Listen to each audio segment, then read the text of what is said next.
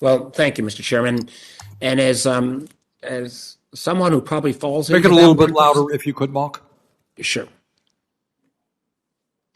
As someone who had been blessed and lucky enough to fall into that 1%, I think you know I am paying a fair share, but I agree with the chairman. And the truth is, our system allows massive amounts of wealth accumulation, and we've seen it dramatically during COVID.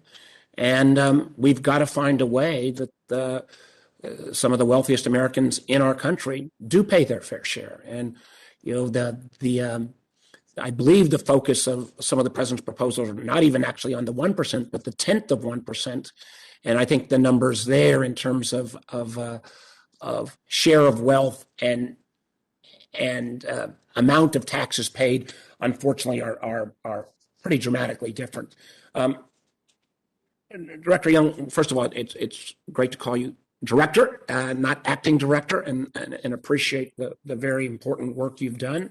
I want to get to two questions during my time.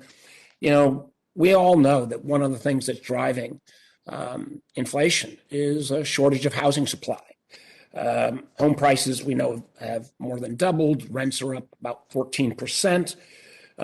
But we know there are still enormous amount, particularly on low and moderate and particularly low income housing, enormous amounts of shortages in this area. It's one of the reasons why on the banking committee, where I work with Senator Toomey and Senator Brown and others, we've looked at this issue. I was glad to see in the president's budget that you took on the issue of affordable housing supply, and obviously we'll be discussing this with HUD. But can you tell me a little bit more, Director Young, about the administration's proposal here on housing supply, particularly for low-income Americans?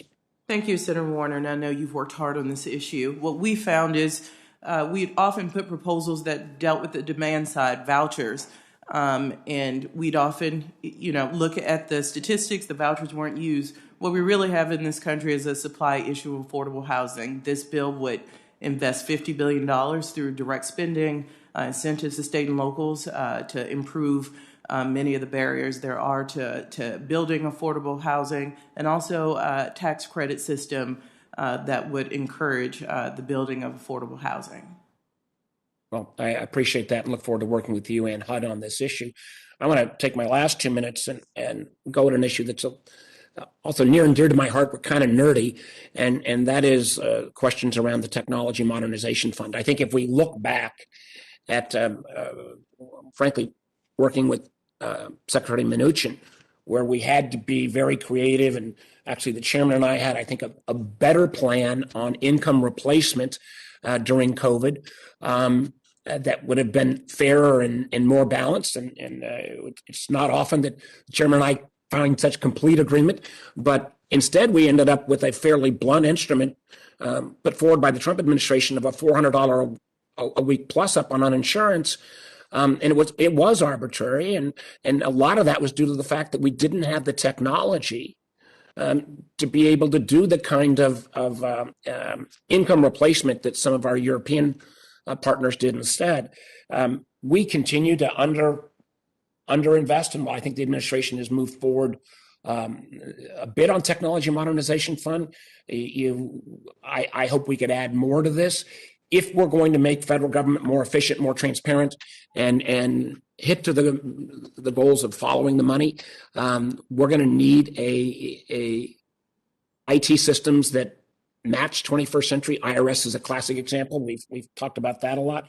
But can you talk a little bit? We made some progress in the American Rescue Plan, but can you talk about the IT and technology modernization needs that you have to oversee from OMB? So quickly, the TMF, we were oversubscribed. The ARP provided $1 billion. We received about $2 billion in applications from agencies who are in desperate, dire need of technology upgrades. The government is not keeping up.